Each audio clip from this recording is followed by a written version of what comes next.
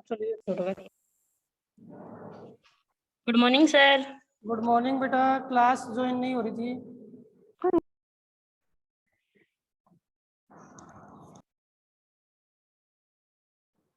एक तो जीवन निर्वाह कृषि पढ़ा था। अभी तुम्हारा टीचर जीवन निर्वाह कृषि के दो प्रकार हम देखें। एक तो स्थानांतरित कृषि देख लिया था ये। दूसरी है गहन जीवन निर्वाह कृषि। ये आज हम पढ़ेंगे, ध्यान से समझना बेटा। देखो, ये तो कृषि का प्रकार था, वो आदिकालीन था, पारंपरिक तकनीकों के आधार पे था। ये कृषि का प्रकार है वो आधुनिक है, हालांकि है तो आधुनिक, लेकिन आधुनिक में उद्देश्य क्या है? जीवन निर्वाह। उद्देश्य क्या है? जीवन निर्वाह है। सारे स्टूडेंट ध्यान है अपना? Yes sir. सारे student? Yes sir. Yes sir. और आवाज आ रही है? Yes sir. कोड बिल्कुल यस सर। Yes sir. पढ़ाई में ध्यान दीजिए। कई स्टूडेंट है जो मोबाइल लगा दी, अपनी क्लास स्टार्ट है और पता ही नहीं कहाँ ध्यान है उनका। दो चीज विशेष ध्यान रखना, जो स्टूडेंट जुड़े वो अपने रिकॉर्डेड नाम से जुड़े, ठीक है ना। गहन जीवन निर्वाह कृषि है, यह कृषि हमारे विकासशील देशों में की जाती है जहाँ पे जनसंख्या अधिक है, ठीक है।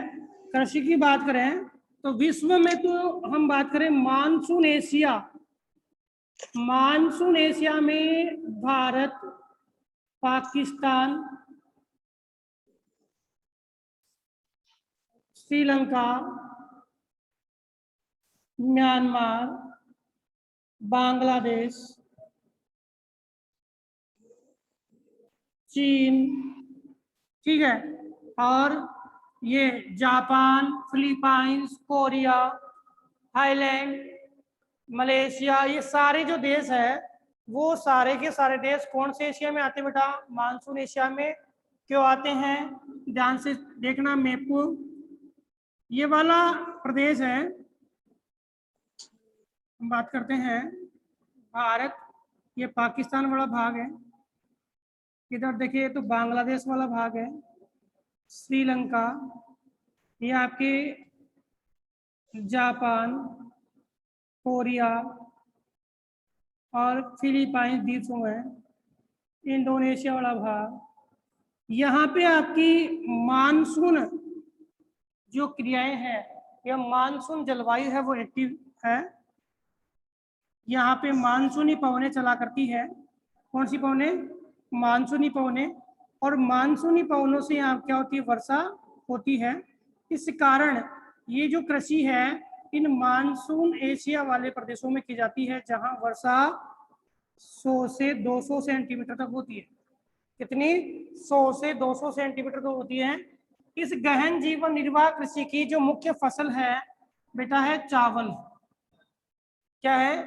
चावल है। और खाद्यान्न की बात करें तो भारत का प्रमुख खाद्यान्न भी क्या है?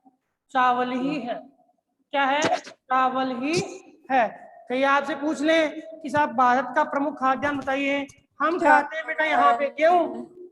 भाई हम जिस भारत में रहते हैं वो मध्य भारत का भाग है, हम खाते हैं यहाँ पे गेहूं। जबकि भारत के अधिकांश भाग है, दक्षिणी, पूर्वी, उत्तरी, सब भागों में चावल मुख्य खाद्यान्न है। तो भारत का भी कौन सा हुआ? चावल। तो ये विकासशील देशों में की जाती है जहाँ पे अधिक जनसंख्या होती है। इस कृषि में जो क्षेत्र होता है वो मध्यम होता है। कैसा होता है? मध्यम होता है। यहाँ पे श्रमिक है वो अधिक है, ठीक है।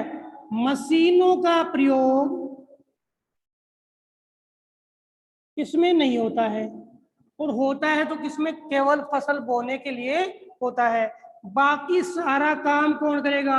श्रमिक। यानी परिवार के सदस्य मिलकर काम करते हैं, अधिक होते हैं परिवार के सदस्य। इसलिए पौधे की बुआई से लेकर के पौधे के विकास के लिए जो भी, जिसे आप बोझ करना जो है, काटना, सिंचाई करना, कई प्रकार की क्रियाएं हैं, ठीक है, निराई गुड़ाई जिसे हम बोलते हैं, वो सारी क्रियाएं वो श्रमिक करते हैं। एक एक पौधे का उनको ध्यान होता है, एक एक पौधे का ध्यान होता है। और उद्देश्य क्या होता है बेटा? उद्देश्य होता है अधिक लाभ कमाना, अधिक लाभ कमाना। अधिक लाभ किसके लिए बेटा?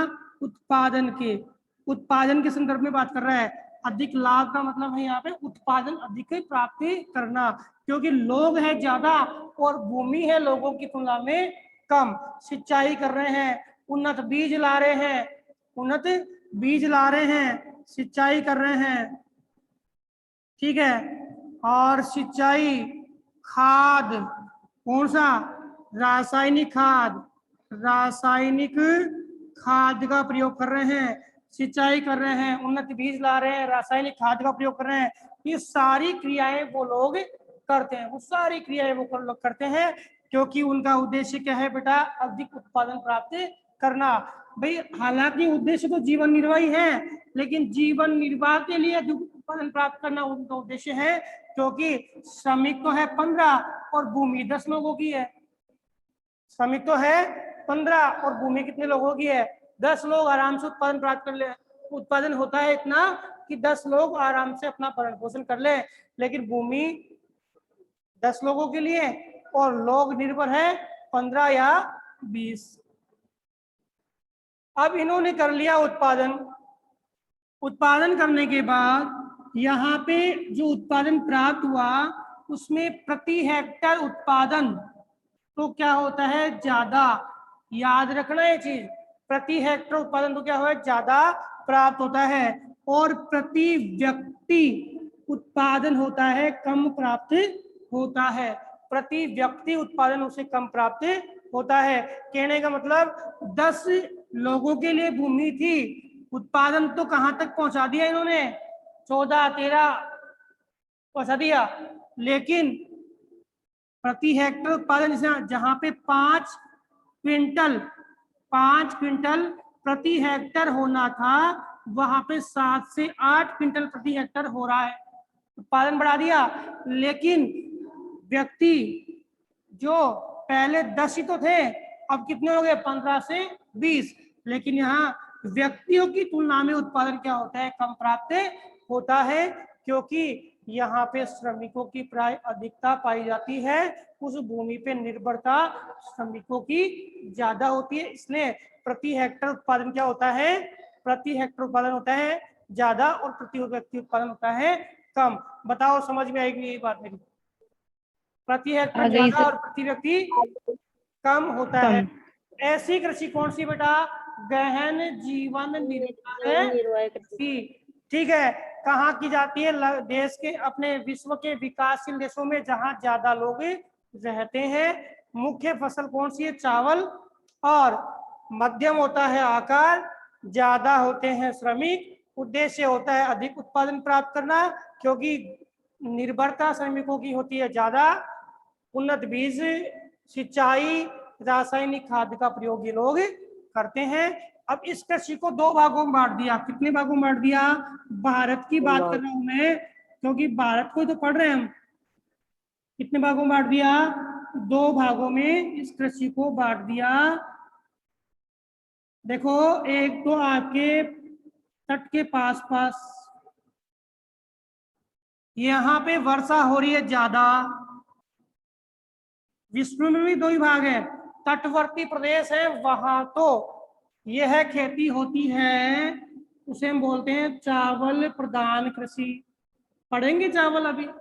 चावल के लिए 100 से 200 सेंटीमीटर क्या चाहिए? हमें वर्षा चाहिए। 21 से या 20 से 27 डिग्री सेंटीग्रेड तापमान चाहिए। दोमट मृदा की हमें आवश्यकता है। पढ़ेंगे। तो जहाँ ये क्षेत्र है जहाँ पे वर्षा ज्यादा हो रही है, वो तो है चावल प्रधान कृषि। और इसे क्या बोलेंगे? चावल प्रधान खेती। और जो आंतरिक भाग है यहाँ पे वर्षा क्या होती है, कम होती है। तो यहाँ पे जो खेती की जाती है उससे क्या बोला, चावल विहीन कृषि। क्या नाम दिया बेटा, चावल विहीन, जिसमें चावल की खेती नहीं होती। चावल के अलावा क्या बोएंगे, गेहूं बोएंगे, जो बोएंगे, बाजरा बोलेंगे, ठीक है ना। ये आपके बोते हैं उन्हें बोलते हैं चावल विहीन कृषि। तो बताओ, गहन जीवन निर्वाह कृषि समझ में आ गई क्या? Yes, Yes, sir. sir. आ गई, बिल्कुल अच्छी तरह आ गई समझ में। ठीक है, इसके बाद भाई इसमें क्या होता है कि जो भूस्वामित्व है वो विरासतों में मिला हुआ है। भाई पीढ़ी दर पीढ़ी तो चल रहा है। भूस्वामित्व है वो कैसे चल रहा है बेटा, पीढ़ी दर पीढ़ी चल रहा है। अब पहले एक व्यक्ति के 2 संतानें तो भूमि बहुत सारी होगी, फिर डिवाइड होते होते और क्या है, कंजस्टेड होगी। अब वहां पे लोग बढ़ गए और भूमि कम पड़ गई। पहले लोग कम थे और भूमि ज्यादा थी, तो भूमि कम पड़ी तो जनसंख्या अधिक हो गई, भूमि का क्षेत्र कम हो गया। तो उद्देश्य क्या होगा भाई, हमारे पास में सबसे पहले आप कृषि कार्य कर रहे हो तो आपका उद्देश्य क्या होगा, खुद का पेट भरना या बेचना। भाई आपने 10 क्विंटल गेहूं का उत्पादन किया अपने खेत में और हमें 10 क्विंटल की पूरी पूरी आवश्यकता है, तो आप 10 क्विंटल उठा के बाजार में बेचोगे या हम खुद रखेंगे, बताओ? खुद ही रखेंगे। रखोगे। खुद रखेंगे। रखेंगे। और मान लो कि श्रमिक अपने मतलब लोग हैं और भी ज्यादा है, 10 क्विंटल तो हमने उत्पादित कर लिया और हमें 12-13 क्विंटल की आवश्यकता है, तो हम क्या करेंगे बेटा, खरीदेंगे सर। लाएंगे, खरीदेंगे ना। बाजार में बेचेंगे, क्या करेंगे, खरीदेंगे और क्या करेंगे, खरीदेंगे। ये स्थिति होती है जीवन निर्वाह। क्योंकि उद्देश्य हमारा अधिक उत्पादन करना है, लेकिन उत्पादन ही सही नहीं हो तो हमें उस उद्देश्य को हम क्या करेंगे, अपने भरण पोषण के लिए उपयोग करेंगे। ठीक है, इसके बाद यस सर। एक कृषि आपके और दी हुई है, कृषि का नाम है वाणिज्य कृषि, इसे नाम देते हैं बागाती कृषि, इसे ही नाम देते हैं रोपण कृषि। एक ही प्रकार की कृषि, एक ही चीज है ना, बागाती कृषि, वाणिज्य कृषि, इसे ही नाम देते हैं रोपण कृषि। और यही आपके जो कृषि है इसमें हम कौन सी फसलें उत्पादित करते हैं, इसकी बात करें तो सबसे पहले उद्देश्य क्या है, व्यापार करना। क्या है, व्यापार करना। बाग में क्या लगाते हो भाई, बाग में, अरे बाग में फल फल फल फूल, फूल, फल फूल और पेड़ पौधे। सब्जियां, ये लगाते ना। तो इसमें Yes, sir. फल फूल और सब्जियां बोई जाती है, खाद्यान्न फसलें इसमें नहीं होती है। क्या नहीं होती है, खाद्यान्न फसलें इसमें नहीं होती है। रोपण, रोपण का मतलब आपको पता है कि आपके फल फूल और सब्जियों की एक जगह तो पौध तैयार होती है। क्या होती है, पौध तैयार होती है। क्या होती है, पौध तैयार होती है। और दूसरी जगह, एक जगह तो हो रही है पौध तैयार और दूसरी जगह क्या हो रहा है, पौध का रोपण हो रहा है। एक जगह तो पौध तैयार हो रही है, दूसरी जगह पौध का रोपण हो रहा है। ये पौध तैयार, जैसे मान लो हम खेती वाले क्षेत्रों से ही है, टमाटर है तो कई नर्स हमारे क्षेत्र में वो उस भूमि में अनुकूलित नहीं है, वो वहां पैदा तो हो सकते हैं लेकिन पौध तैयार वहां पे नहीं हो पा रही है, तो हम क्या करेंगे, किसी नर्सरी से, नर्सरी में क्या करेंगे, उस टमाटर की जो टमाटर के बीज है उससे क्या बनाएंगे, पौध तैयार करेंगे और हम उन पौधों को लाएंगे और पौधों का अपने खेत में क्या कर लेंगे, रोपण कर लेंगे। तो ये क्रिया कहलाती है बेटा पौध रोपण। क्या कहलाती है, पौध रोपण। और इस कृषि को क्या नाम दिया गया है, रोपण रोपण कृषि। कृषि। कौन सी कृषि, रोपण कृषि। अब आपके माइंड में एक प्रश्न आएगा सामने कि साहब ये रोपण कृषि की शुरुआत कब हुई, भाई पहले तो हम जानते ही थे, परंपरागत थे हम तो। रोपण कृषि की शुरुआत कब हुई? तो रोपण कृषि की शुरुआत के लिए हम अंग्रेजी काल को यानी ब्रिटिश काल को देखते हैं साहब। ब्रिटिश काल में जो अंग्रेज थे, अंग्रेजों ने क्या किया कि हमारे प्रदेश में, और हमारे प्रदेश में नहीं, विश्व के वो भाग चुने जो क्या थे, उनके गुलाम थे। क्या थे? गुलाम। बेटा हमने एक टॉपिक पहले पढ़ा था, आपको याद आ जाना चाहिए। वन और वन्य जीव में एक टॉपिक हमने पढ़ा था। टॉपिक हमारा था कि औपनिवेशीकरण, औपनिवेशीकरण है वो वनों के विनाश का कारण है। बताओ याद आया कि नहीं आया? औपनिवेशीकरण वनों के यस विनाश सर, का यस कारण है। सर, कैसे? Yes sir. कैसे बेटा बताइए? औपनिवेशीकरण वनों के विनाश का कारण है, कैसे?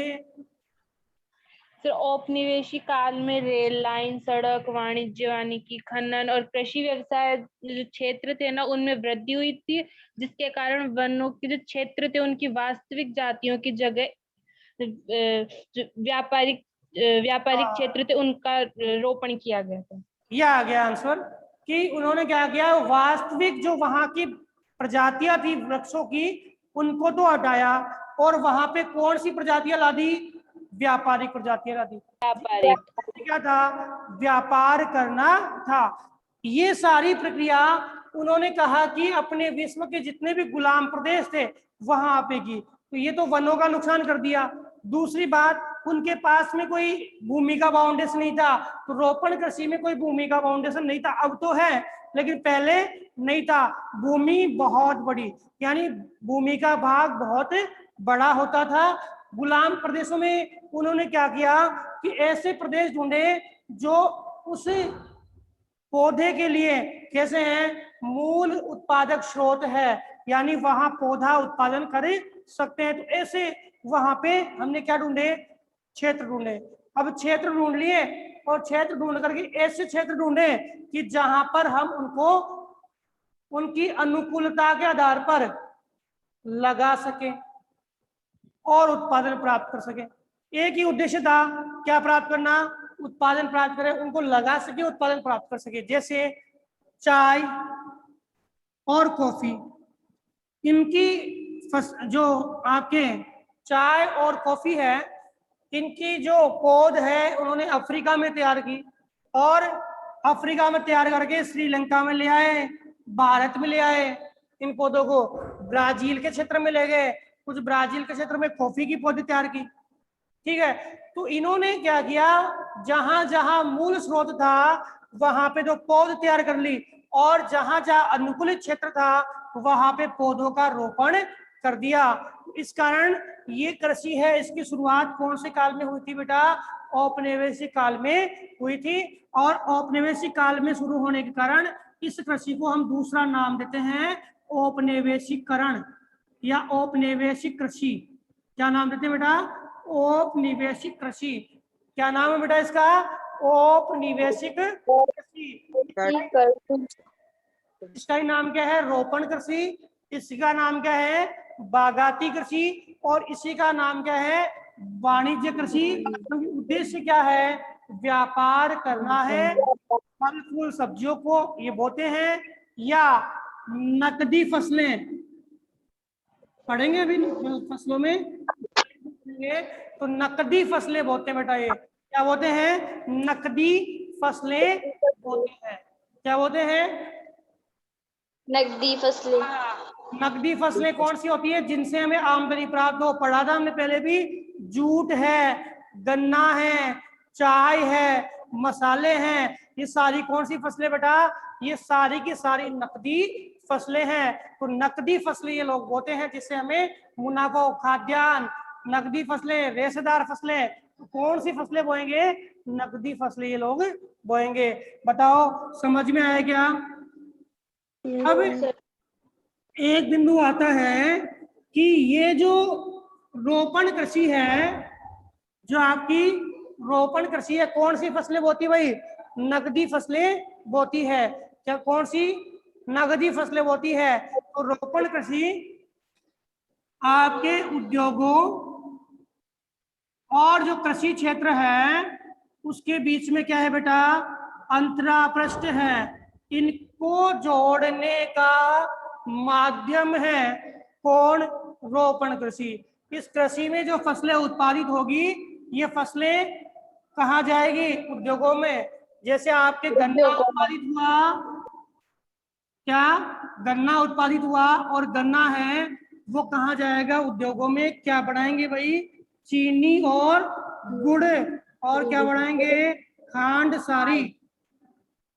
क्या बढ़ाएंगे? खांड सारी। क्या बोलते हैं इसे हम अपनी भाषा में? शक्कर बोलते हैं। अपनी भाषा में बोलते हैं ना, गुड़िया शक्कर जो होती है। तो कृषि जो है वो क्या कर रही है? उद्योगों को विकसित कर रही है। ऐसे ही कपास है, सूती वस्त्र उद्योग का विकास, सूती वस्त्र उद्योग। तो ये रोपण कृषि है, वो ऐसी कृषि पद्धति है जो कृषि क्षेत्र और उद्योगों के बीच में क्या है? अंतरापृष्ठ का काम करती है। किसका काम करती है भाई? अंतरापृष्ठ का काम करती है। अब बताओ भारत में कौन कौन सी फसलें हैं जिनको हम रोपण कृषि के अंतर्गत गिनते हैं? कौन कौन सी फसलें हैं जिनको हम रोपण कृषि के अंतर्गत गिनते हैं? तो आपके चाय है, कॉफी है, जूट है, मसाला, गन्ना है, ये सारी फसलें हैं। वो कौन सी आपकी रोपण कृषि के अंतर्गत गिनी जाती हैं। और ये फसलें हैं वो कौन सी है? आपकी नकदी फसलें हैं। कैसी बेटा? ये फसलें कैसी हैं? नकदी फसलें हैं। नकदी। बताइए, समझ में आ गया क्या? Yes sir. आ गया ना भाई? वाणिज्य फसल है। अब आप कहोगे साहब जो वाणिज्य कृषि है इसमें आपने क्षेत्र नहीं बताया। तो क्षेत्र इसका क्या होता है बेटा? बड़ा होता है। ठीक है।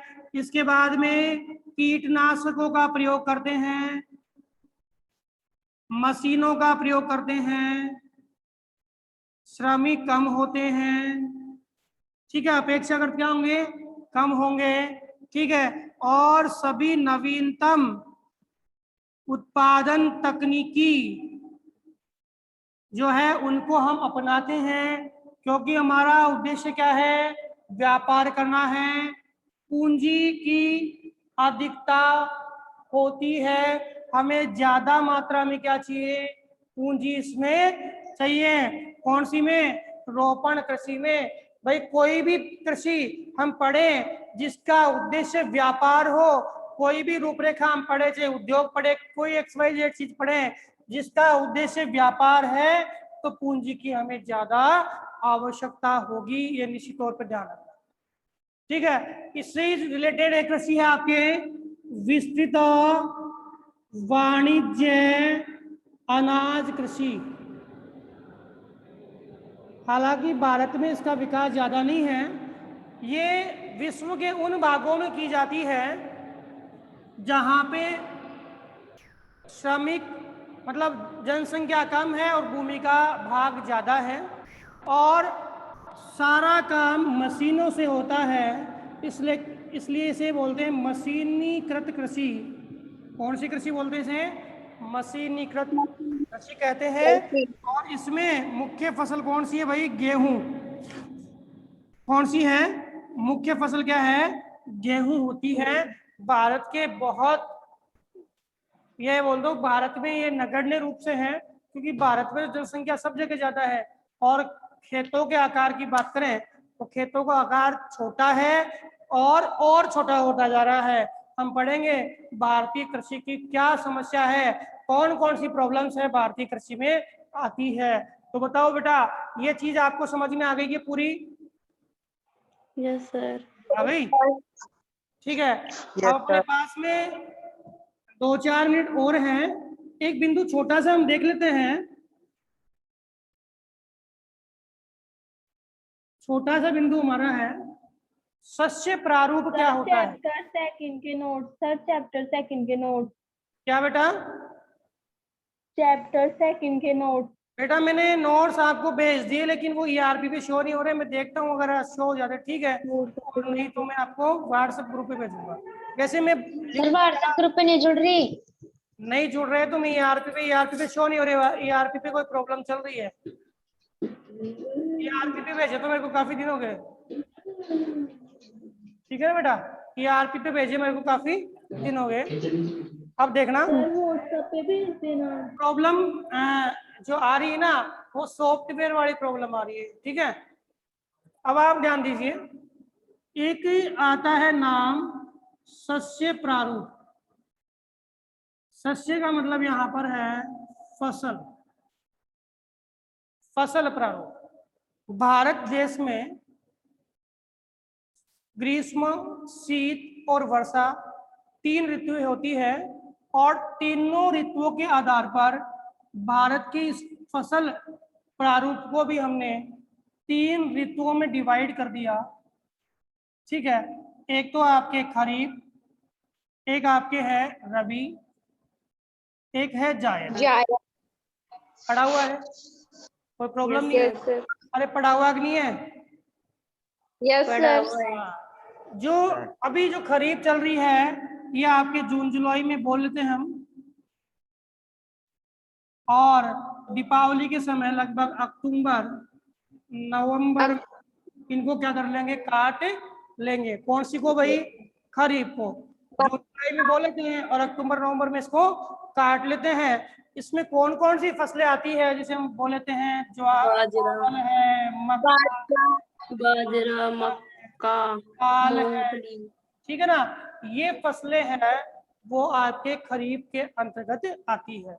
रबी जो आपके अक्टूबर नवंबर में दीपावली के बाद लगभग बोते हैं, और आपके मार्च अप्रैल के लगभग इसको काट लेते हैं होली के समय। होली के समय रबी को हम काट लेते हैं।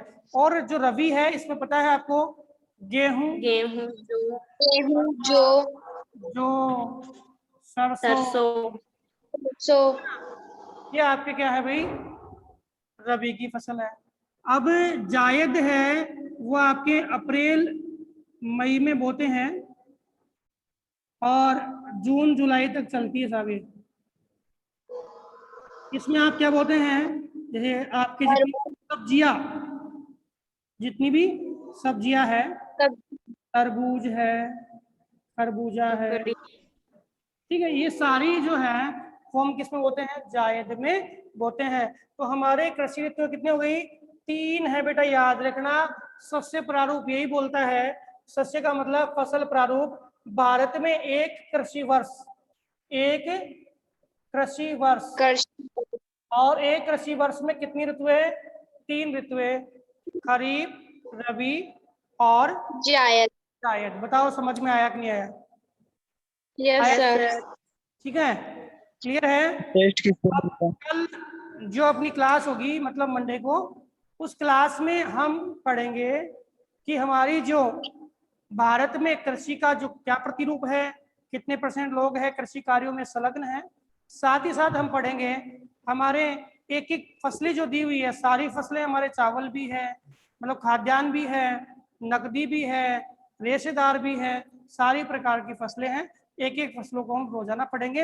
नोट्स आप साथ साथ बढ़ाते जाना। समझ में आ गई बात? अब बेटा इसके जो प्रश्न की बात करें तो आपको एक प्रश्न तो ये लिखना है कि सस्य प्रारूप फसल प्रारूप को आप स्पष्ट कीजिए। फसल प्रारूप को आप स्पष्ट कीजिए। दूसरा प्रश्न आपका बनता है गहन जीवन निर्वाह कृषि को समझाइए। दूसरा प्रश्न क्या बनता है? गहन जीवन निर्वाह कृषि को समझाइए। ठीक है, गहन जीवन निर्वाह कृषि को समझाइए। तीसरा प्रश्न बनता है वाणिज्य कृषि, व्यापारिक कृषि, रोपण कृषि या औपनिवेशिक कृषि किसे कहा जाता है? समझाइए।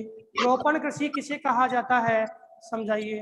बताओ, वाणिज्य कृषि, रोपण कृषि और आपके ये बागाती कृषि किसे कहते हैं? समझाइए। क्लियर?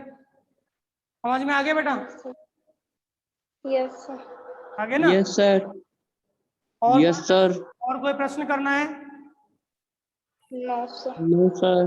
सर सर आज सर बोलिए बेटा। सर आज ऑनलाइन टेस्ट लगेंगे ना? हाँ बेटा, वो आपके पास में 1:30 पे पेपर आ जाएगा, और पेपर के साथ शेड्यूल भी जो है कि आपको कब ये पेपर करके सबमिट करना है। ठीक है, व्हाट्सएप पे आएगा? व्हाट्सएप पे भी आएगा और आपके ERP पे भी आएगा, दोनों पे आएगा। ठीक है बेटा, ठीक। दोनों पे आएगा। आपको ऑनलाइन ओके मतलब सर। लाइव नहीं लगेगा, ये आपका ऑफलाइन होगा। मतलब आप काम करके फिर इसमें सबमिट कर देना, टाइम शेड्यूल आएगा उसके साथ में। Okay sir. Okay sir. ठीक। Sir okay. Sir okay.